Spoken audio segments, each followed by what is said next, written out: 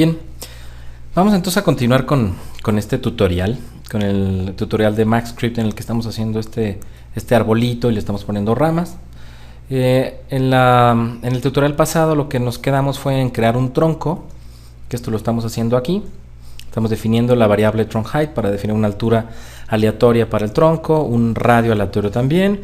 Creamos un objeto cono que se llama, que está hospedado o alojado en una variable que se llama trunk. Y luego mandamos llamar, con un ciclo for, mandamos llamar a 10 ramas con una función que se llama createBranch, que tiene algunos argumentos que serían el branch parent, que en este caso es el tronco, el branch vert angle, que sería el ángulo vertical con el cual estamos girando las ramas. ¿Okay? Lo último que hicimos fue ajustar los radios para que precisamente no se vea como que están atravesados al objeto, sino que se vea como que salen del objeto y los radios sean exactamente iguales al radio de la parte del tronco de donde salen. Lo que podemos hacer ahora también es agregar, por ejemplo, algo para la altura de las ramas, ¿sí? Las ramas están ahorita creando del mismo tamaño que el tronco y se ve rarísimo que entonces esta rama de aquí arriba, por ejemplo, es igual de grande, tiene 106 centímetros que el tronco, que mide 106 centímetros. Podemos aquí, por ejemplo, definir que entonces las ramas, lo que podemos hacer es que las ramas fueran, por ejemplo, iguales a la distancia que habría entre la posición en la que se creó la rama, que sería esta, en este caso de esta rama, y lo que le sobra, digamos, para el tronco. ¿Sí? Eso podría ser una buena variable. Significa que yo tengo que crear entonces, antes de crear el cono, tengo que crear otra variable, que en este caso se va a llamar branchHeight. Y branchHeight podríamos decir que fuera igual a la altura del branch parent. Recuerden que el branch parent es el argumento que recibe esta función, que trae el objeto que será el padre de la rama. Entonces branch parent en este caso es el tronco. Branch parent.height, ¿sí? Menos el branch scalar. Branch scalar es una distancia que es la que yo utilizo como escalar para multiplicar mi vector unitario, que es el que nos da la dirección del cono. Ese escalar sería la distancia que hay en la longitud, digamos, del tronco, la distancia a la que está creciendo esa rama. Entonces estoy diciendo que voy a restar la altura total del cono, que en este caso es branch parent.height, menos la distancia a partir de la cual se creó el objeto. Entonces, digamos, estoy obteniendo esta distancia. ¿Sí? Si pongo control S, control E, no, algo pasó. Bueno, es que no he actualizado. Cuando yo estoy creando el cono, cuando estoy creando el objeto branch, que es un cono que tiene todas sus propiedades, en la propiedad de height, ahorita estoy diciendo que va a tener la misma altura que el objeto padre, el branchHeight.height. Entonces aquí vamos a cambiarlo. Vamos a decir que ahora va a ser branchHeight, la altura de la rama, control S, control E. Y entonces cada que yo ejecute se están creando ramas, pero ahora las ramas tienen una cierta proporción. Ahora estas ramas están creándose de un tamaño que es igual a lo que le sobra, digamos, a partir del tronco. Son un poquito más reales. Lo que voy a reducir en todo caso es tal vez el ángulo de inclinación en el que estoy permitiendo que las ramas se giren. Yo tengo la variable branch angle, que está acá. Branch angle es igual a random de 25.0 a 80.0. 80 tal vez está bien, pero 25 tal vez es demasiado, entonces vamos a poner que sea, por ejemplo, 45, para que entonces no sean tan verticales las ramas y estén como en otra posición.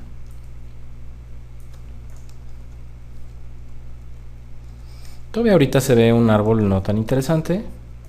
Evidentemente poco a poco lo iremos haciendo más interesante y le podemos hacer modificaciones y tal. Vamos a hacer inclusive al final de este tutorial vamos a hacer una interfaz de usuario para que un usuario pudiera operar todo esto no vía código, sino con spinners y botones y cosas un poquito más sencillas. Bien, lo que quiero hacer ahora entonces es hacer como otro nivel de ramas, ¿sí? De hecho ahora estas ramas las voy a querer que sean de color café y en todo caso quiero que ese primer nivel de ramas sea tal cual como ramas de un árbol y luego vengan otras ramitas que es así, van a ser color verde, que sean como digamos como las hojitas de unos frutos, que van a ser unas esferas, que van a ser unas esferas rojas, como para hacer un arbolito que tuviera como manzanas o algo así, ¿ok? De nuevo, estamos haciendo ahorita formas muy muy simples, pero lo importante es la lógica de la programación y que aprendan a usar el MaxScript. Entonces, yo quiero hacer más ramas, pero esas nuevas ramas las quiero hacer basadas en cada una de las actuales ramas, ¿sí? O sea, yo ahorita tengo una línea de código que se llama createBranch, a la cual le mando llamar la función de crear ramas y le mando el objeto trunk, y basado en el objeto trunk es que se hace la rama, se posiciona en una cierta dirección, se gira a partir de eso y tal. ¿Qué pasa? Que entonces yo ahora lo que necesito es que hacer esto, repetir esto, pero para cada una de las ramas que tengo aquí, cada uno de estos objetos. Entonces aquí el primer problema es que primero tengo que saber cuáles son esos objetos, porque ahorita no los tengo identificados. Si yo pulso la tecla H para ver la lista de objetos que están en este momento presentes en Max, me voy a dar cuenta que todos los objetos se llaman igual. Están seriados con 01, 02, 03, etc. Obviamente el tronco seguramente es con 01, pero al final están seriados. Yo no sé identificarlos, no los tengo agrupados, ¿sí? Yo podría hacer un código que dijera algo así como para todos los objetos, ¿no? For obj in geometry, para todos los objetos en la superclase geometry, haz tal cosa, sí, solo si, no sé, empieza con cono 02 a partir de cono 02 y termina en cono 11, una cosa así muy rara. Pero no, eso sería muy ineficiente. Lo que vamos a hacer es, vamos a crear un arreglo, que es un tipo de dato que existe en cualquier lenguaje de programación. Son como colecciones de datos o colecciones de objetos. Vamos a hacer un arreglo y en ese arreglo van a estar los objetos que yo voy a definir. Entonces, lo primero que voy a hacer antes de eso va a ser darle nombres a mis objetos. Cuando yo creo el tronco, ¿sí?, que está en esta línea de código, cuando yo digo trunk es igual a con, smooth, bla, bla, bla, yo puedo decirle aquí name y puedo ponerle de una vez que se llame tronco. ¿Ok? Entonces control S, control E, y cuando dé clic en este botón select by name o con la H, voy a ver que hay un montón de conos y un objeto que se llama trunk. Significa que entonces yo también podría nombrar los objetos cuando yo los creo, cuando son las ramas. En esta línea de código, pues cuando yo creo las ramas en branch, yo voy a decir name es igual a un nombre, ¿ok? Entonces, ahorita este nombre, lo que voy a hacer es que voy a hacer que sea una variable y que la voy a obtener desde un argumento en la función. Entonces voy a suponer que va a ser una variable que va a llamar branch name, y ese branch name va a ser un argumento que voy a pedir en la función como el último argumento, después de birth angle, ¿ok? Significa que cuando yo mando llamar la función createBranch, a la cual le mando el argumento trunk y el argumento del ángulo vertical, después tengo que mandar el argumento name, ¿ok? En este caso nombre, ¿sí? Si yo pongo, por ejemplo, pongo comillas y pongo branch, ya estoy mandando una variable tipo string a el argumento branch name, que va y se aloja en esta propiedad cuando se crean los conos, y entonces cuando yo corra el código voy a ver que ahora mis ramas se llaman branch. ¿Ok? Si yo las quisiera numerar, por ejemplo, podría hacer algo como esto. Este código está dentro de un ciclo for que tiene un contador, que es la letra I, que va de 1 a 10. Entonces yo puedo decir, el nombre va a ser igual a branch, abro paréntesis, va a ser igual a branch más I, que es la variable que tiene el contador, que va del 1 al 10, y as string. Cuando corro mi código, entonces lo que estoy haciendo es agregarle al nombre branch, le estoy agregando el número que tiene el contador I, le agrego un 1, en la siguiente vuelta le agrego un 2, etcétera. Entonces tengo una serie de números. Tiene ya aún más lógica. Ya tengo un objeto trunk y tengo unas ramas que se llaman branch, que además están numeradas, ¿sí? Entonces, bueno, así lo voy a dejar por ahora. Y entonces lo que tengo que hacer ahora es crear una variable que se llame branches y que va a ser igual a un arreglo, ¿sale? Voy a hacer un pequeñísimo repaso del tema de los arreglos. Voy a abrir el listener para mostrarles, para los que no se acuerden. Si yo, por ejemplo, yo puedo crear, por ejemplo, un arreglo que se llame a es igual a, tengo que escribir un hashtag y luego unos paréntesis, los abro y los cierro. Y esto es una declaración de un arreglo vacío. También puedo yo declarar un arreglo b es igual a hashtag y poner datos adentro. Puedo decir 2,4,7,6, perdón, 0. Entonces este es un arreglo que tiene 1, 2, 3, 4 datos adentro, 4 objetos. Y si yo quiero acceder, por ejemplo, al 6, es el valor que está en la casilla número 1, 2, 3. Entonces yo digo b, corchetes, 3, y me va a dar el valor 6. ¿Ok? Los arreglos son, insisto, como colecciones de datos. Pueden ser números flotantes o enteros, pueden ser variables tipo string, pueden ser nombres, etcétera, pueden ser combinados, pero también pueden ser objetos, ¿sí? Entonces en este caso voy a hacer un truco que es usando los shortcuts con los que podemos utilizar en Windows los nombres de los archivos.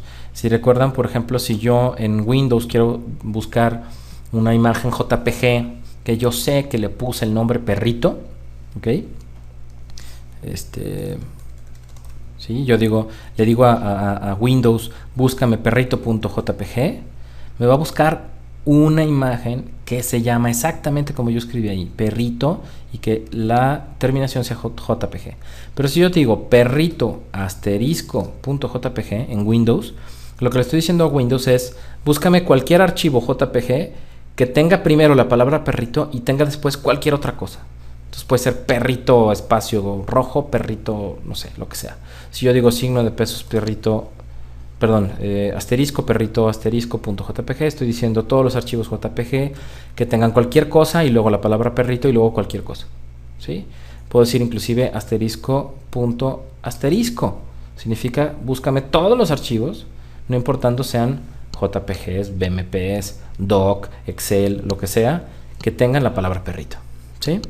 Entonces, cuando yo quiero asignar una serie de objetos a una variable para crear en este caso un arreglo, una forma fácil sería decir branches va a ser igual a nodos, signo de pesos. Acuérdense que el signo de pesos significa que me estoy refiriendo a nodos, y luego voy a decir branch porque sé que el nombre de mis objetos branch empieza con branch y sé que después el primero es branch 1, el segundo branch 2, etcétera. Digo, bueno, branch asterisco, ¿sí? De hecho, si utilizo esta línea de código en el listener, la copio y la pego y le pongo shift enter, voy a ver que ya tengo entonces un objeto variable que es un arreglo con objetos que se llama branches, ¿sí? Le pongo shift enter y me dice que hay objetos adentro.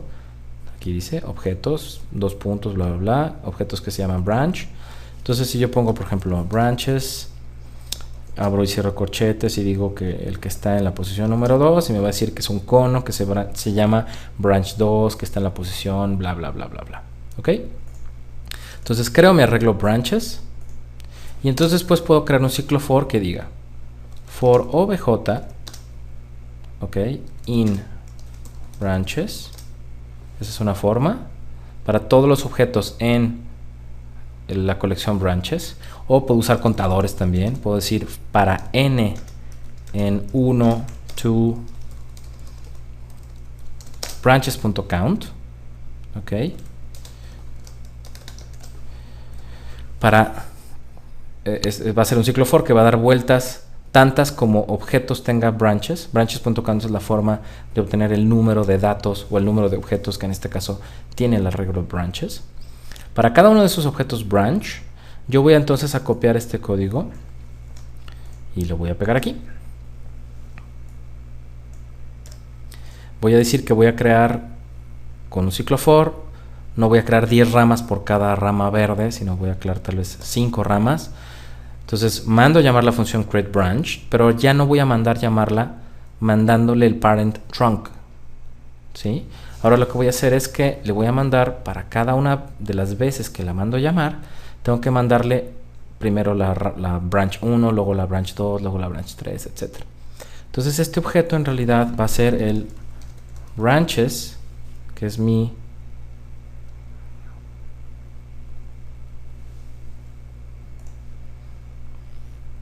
arreglo de objetos que tiene las ramas adentro, tiene todos los objetos que se llaman branch.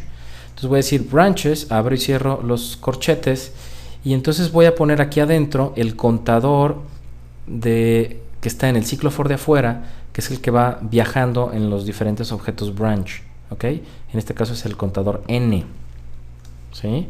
Entonces en la primera vuelta voy a crear una rama utilizando como parent el primer objeto, ¿sí? Porque n vale 1, el primer objeto de la colección branch, ¿ok? El birth angle por ahora lo voy a dejar igual, voy a dejar que sea 72. Bueno, en realidad primero es 0, esto lo tengo que copiar, birth angle es igual a 0. Como en este ciclo for habrá tenido otros datos, aquí puedo volver a escribirlo, volver a definirlo como 0 primero. Y ahora el nombre, por ejemplo, ya no voy a querer que se llame branch, ahora voy a decir que se llama leave, ¿ok? No recuerdo exactamente cómo se le llamaría, como al pequeño palito que lleva como tal el fruto, ¿no? No sé si se le llama rama o si se le llama, no sé, pero bueno, le voy a decir que se llama leaf, como si fuera hoja, ¿ok? Y en este caso, bueno, le dejo todavía lo de ESString para que entonces utilice el contador, ¿sí? Control C, Control E, y entonces ya tenemos una segunda capa de ramas, pero hay algo raro. La posición de las ramas no están sucediendo en el punto correcto. Entonces tenemos que ver dónde está el error. Muy probablemente sea con el tema de rotaciones. Vamos a ver, vamos a revisar si es que hay algún error con eso. Estamos pidiendo como datos, estamos creando una branch, luego pedimos el branch parent. Bueno, voy a pausar el video para ver dónde está el error, porque si no me voy a tardar mucho. Una vez que lo identifique, vuelvo a activar el video para explicarles qué fue lo que pasó. Ok, el error es muy sencillo, de hecho es de algo que ya había explicado. Los tutoriales los hago normalmente así. Yo estoy haciendo un código, estoy escribiendo el código en el momento que estoy grabando el tutorial. Entonces así es como me gusta trabajar. Me gusta que de pronto aparezcan, para los que han visto mis tutoriales, aparezcan errores y entonces explicarles cómo es que se resuelve o cómo identificarlos y tal. Bueno, entonces me tardé un poquito más de lo que me debería haber tardado. Así pasa, de pronto se hace uno bolas, pero de pronto me fijé que parece como que las posiciones de las ramas de abajo pareciera que están en cierta concordancia con las ramas de arriba. Si yo viera el objeto casi desde arriba, déjame utilizar esta herramienta, perdón, con esto. Si viera el objeto casi desde arriba, voy a ver que más o menos se ve que están concordando. Sin embargo, están como más abajo. Entonces, de pronto, cuando observé eso, dije, ya, se me prendió el foco. Cuando expliqué el tema de vectores, de cómo ponemos un objeto a lo largo de un vector o en la misma dirección que un vector, que lo expliqué en el primer video tutorial, lo que dije fue que siempre lo que tenemos que hacer es tomar un vector, normalizarlo, convertirlo en unitario, ¿sí? Luego multiplicarlo por un escalar y que el resultado que nos da es un vector que empieza en el 0, 0, 0. Entonces siempre tendríamos que entonces además agregarle la posición del objeto o del vector original para hacer esta como suma de vectores, ¿sí? Si no lo recuerdan, se pueden ir al primer video cuando explico esa parte. Entonces ese fue mi error. Yo cuando estoy definiendo aquí la posición del branch, la posición de la rama, yo estoy tomando el vector de dirección, que ya está normalizado, y solamente lo estoy multiplicando por el escalar. No le sumé la posición del parent. En el caso de las primeras ramas no pasaba nada porque el tronco está en el 0, 0, 0. Entonces, como ya está en el 0, 0, 0 y todos los vectores empiezan en el 0, 0, 0, pues no pasaba nada, ¿sí? Entonces, realmente a esto le tenemos que sumar el branch parent, ¿sí? Punto pos, la posición del objeto que es su padre. Y entonces ya resolvimos el problema, ¿sí? Ya estamos creando objetos ahí. Bien. Otra cosa que voy a hacer es ya poder gestionar también el color desde la función. Entonces, yo en la función de rama, yo ahorita estoy creándolas todas de color verde. Estoy diciendo branch.watercolor es igual a equal to green, ¿ok? Sin embargo, yo quiero cuando las llamo por primera vez, quisiera que en realidad fueran de color café, pero cuando las llamo por segunda vez fueran color verde, por ejemplo, ¿no? Entonces aquí en vez de que diga green, voy a decir que se va a hacer igual a branch color. Estoy creando una nueva variable. Esa variable la voy a pedir como argumento en mi función. Significa que cuando mando a llamar la función, tengo que enviarle el color, tengo que enviar branch color. Entonces en este caso, la primera serie de ramas que estoy creando, les voy a mandar el mismo color que ya estaba usando en el tronco, en vez de esto de aquí. Entonces todo esto se convierte en el argumento branch color, que se envía cuando las mando a llamar por primera vez, y la segunda vez voy a agregar simplemente la palabra green. Entonces cuando yo haga la creación de las ramas, la primera serie de ramas se crean de color café, la segunda serie de ramas se crean de color verde, que es como yo quería. ¿Ok? Bien, ahora vamos poniendo los frutos. Para poner los frutos, yo lo que quiero es poner unas esferitas color rojo y las quiero poner en la punta de cada una de las ramitas color verde, ¿sí? Entonces, para hacer eso, tengo que primero saber cuáles son esas ramitas color verde. Entonces, tengo que hacer ahora una opción similar a la que hice hace rato, que es crear una variable tipo arreglo. En este caso se va a llamar leaves, ¿sí? Y van a ser todos los objetos que su nombre empieza con la palabra leaf, ¿ok? Después puedo decir for n in 1 to leaves.count, que es como lo hice aquí arriba. Esto significa para todos los objetos dentro de la colección leaves, dentro de la colección hojas, que son como esos conitos verdes, voy a hacer algo, ¿ok? Voy a crear frutos. Okay. Crear frutos, ahorita no tengo nada para crear frutos, entonces lo que voy a hacer es crear una función, así como hice un create branch, voy a crear una función para crear esos frutos.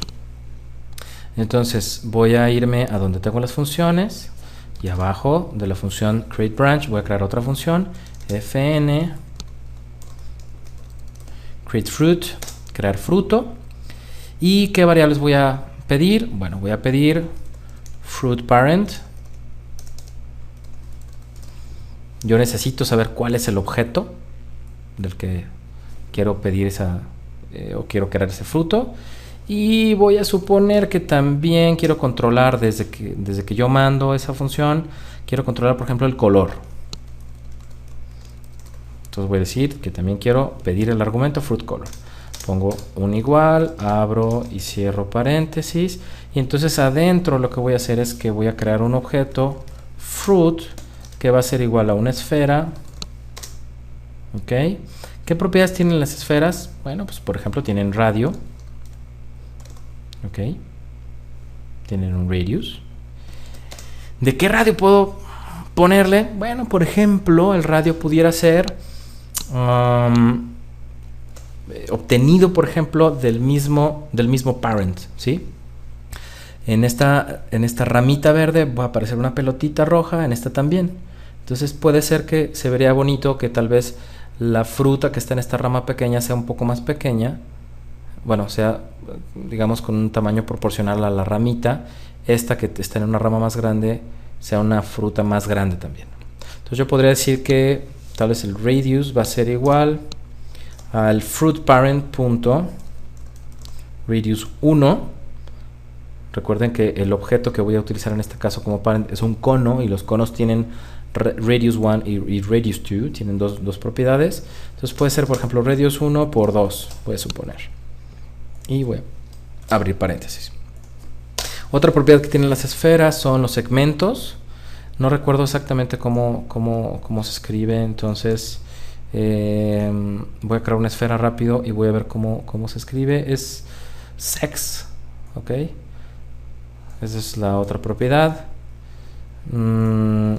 Voy a suponer que, no sé, les pongo 10 segmentos. No tienen que tener demasiados segmentos. Yo creo que 10 se puede ver bien. ¿Okay? Y así ahorita para tener pocos polígonos. De todas maneras son cosas que evidentemente se pueden cambiar después. ¿Qué más tengo? Bueno, la posición, que ahorita la voy a definir. Y pues ya está, ¿no? Entonces estoy creando una fruta que se llama, bueno, que en este caso es sphere, es el constructor. El radio va a ser el fruitParent.radius por 2 y van a tener 10 segmentos. ¿Ok? También pudiera pedir otro argumento que fuera fruit name. ¿Ok? Entonces significa que diría name dos puntos cuando estoy utilizando el constructor y utilizaría la variable fruit name. Después, una vez que creo la fruta, le voy a cambiar el color. Va a ser fruit.whereColor es igual a fruitColor. Esto recuerden que lo vamos a obtener cuando mandemos llamar esta función. Muchos se preguntarán por qué whereColor, por qué no lo puse al crear el objeto. Si tengo el constructor, ¿por qué no lo puse de una vez aquí? whereColor, dos puntos, y bla bla bla. Bueno, no lo pongo ahí porque en ese constructor no existe el parámetro opcional whereColor. O sea, el whereColor no lo puedo definir al momento de crear el objeto, ¿sí? Siempre tiene que ser después. Los objetos por default se crean con un color aleatorio en 3D Studio Max, y en todo caso, ya que se crean, los puedo cambiar, pero no puedo definir un color al inicio, ¿ok? Entonces no lo puedo hacer ahí, lo tengo que hacer después. También eso pasó igual con el branch. El branch se crea primero el cono y después le estamos cambiando el color, ¿ok? Bueno, entonces el whereColor va a ser fruitColor, y después vamos a definir la posición de la fruta. Fruit.pos va a ser igual, y aquí recuerden, el primer ejercicio que hicimos en el primer tutorial era poner una esfera en la punta de un cono, y fue cuando les expliqué este tema de los vectores. Tengo que tener un vector unitario, o sea, el fruitParent.dir, que es la dirección vertical de ese objeto, y sé que ya es un vector unitario, y eso lo tengo que multiplicar por un escalar. En este caso el escalar va a ser la longitud de ese objeto, o sea, fruitParent.height, ¿sí? Más fruit.radius, ¿ok? Porque quiero que toque la puntita, ¿sí? Y de nuevo, para evitar la confusión, el error que cometí hace un momento, recuerden que el vector unitario lo multiplicamos por un escalar y luego le tenemos que sumar la posición del padre, digamos, ¿no? En este caso es la rama, o sea, el fruitParent. Entonces tengo que sumarle fruitParent.pos. Entonces ya tengo una función que crea frutitas. Ahora lo que voy a hacer es que esta función la voy a mandar acá llamar para cada uno de los objetos que se encuentran en la colección leaves. Entonces mando a llamar createFruit. ¿Quién es fruitParent? Bueno, pues es el objeto n de la colección leaves. En la primera vuelta va a ser el primer objeto, en la segunda el segundo, etcétera, etcétera. fruitColor, vamos a suponer que los quiero rojos, que voy a decir red. Y fruitName, puedo utilizar algo similar a lo que tengo acá arriba, nomás que ahora se van a llamar Apple. Y tenemos un error. Vamos a ver dónde está. Vamos a abrir el listener. Dice un property radius in undefined. Ok. Entonces, fruit. Tuve un error de dedo. Puse fruit en vez de fruit. Ok. Ahí está. Tenemos por fin nuestro arbolito. Control S, Control E, y cada que yo le dé clic voy a crear unos arbolitos aleatorios con una cierta aleatoriedad que tienen unos frutos rojos que parecen o que pueden parecer manzanas. Ok. Bien, hasta aquí llegamos con el tutorial por ahora. En el siguiente video lo que vamos a hacer es, con este mismo código, vamos ahora a lograr que los árboles puedan estar animados. Es con este código de aquí. Entonces vamos a lograr algo como esto. Ok, que ya todo esté animado. Y todo es automático. ¿Sí? O sea, ya es, en su momento va a ser dando clic. Ese va a ser el siguiente video. Y en el último video vamos a todo ese código ahora crear una interfase de usuario, como si fuera un plugin que fuéramos a vender, ¿no? Que estuviéramos trabajando en una compañía. Y ya, bueno, que tenga botones y variables, etcétera, ¿no? Recuerden que todo este tema del scripting, esto es parte de lo que, bueno, nosotros en particular en la Universidad Panamericana le llamamos ingeniería en animación digital, ¿no? Es lo que normalmente hace en una empresa, por ejemplo, un TD, un Technical Director, un Technical Animator o un Technical Modder o lo que sea, ¿no? El objetivo es que, vaya, el objetivo de un ingeniero en animación o de una persona o de un animador que se clava un poquito más en estos temas de matemáticas, de ciencias computacionales, etcétera, es poder en su momento modelar el conocimiento y las habilidades de un artista, crear modelos matemáticos que representan ese conocimiento y por lo tanto crear herramientas que reproducen eso mismo de una manera más rápida y más óptima, ¿sí? Si yo le hubiera pedido a un animador o a un artista que hiciera esto manualmente, pues bueno, se va a tardar muchísimo y evidentemente si le pido 40, 50 árboles va a ser muy tardado, ¿no? Son ejemplos muy sencillos, pero de pronto vamos a probablemente hacer algunos tutoriales un poco más complejos. Y bueno, pues muchas gracias. Recuerden, yo soy Enrique Rosales, director de la Ingeniería en Animación Digital en la Universidad Panamericana. Y bueno, me pueden encontrar evidentemente pueden encontrar información sobre nosotros en la página de la Universidad Panamericana Campus Guadalajara, en la Ingeniería en Animación Digital, que es el trabajo que nosotros realizamos. También en mi página, enrique-mediorosales.com, ahí hay muchos tutoriales sobre, sobre rigging, sobre diseño de personajes, etcétera. Está más orientado al soporte que yo doy, digamos, en las clases que imparto en la universidad. Yo soy profesor de tiempo completo y también algunos de mis tutoriales están en cgpreceptor.com, que como decía en el video anterior, esta es una iniciativa de un par de amigos, de Daniel Schmidt y de Jaime Jasso, que los dos trabajan en Industrial Light and Magic. Son amigos que admiro muchísimo. Ellos han creado este portal. Entre los preceptors, bueno, está su servidor. Hay algunos tutoriales míos gratis en esta página, pero aquí hay grandes artistas que están trabajando en las mejores empresas del mundo, y esta es una opción de entrenamiento de efectos visuales en español, ¿sí?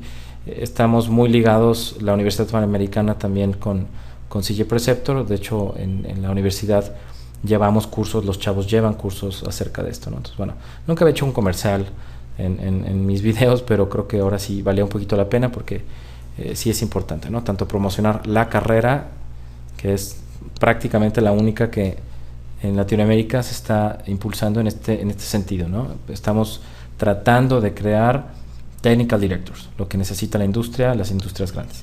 Bien, ya, termino comercial. Nos vemos entonces en el siguiente video, en el que vamos a hacer este tema ya de la animación, y después terminaríamos con el último, que sería el de crearle interfaz de usuario. Gracias.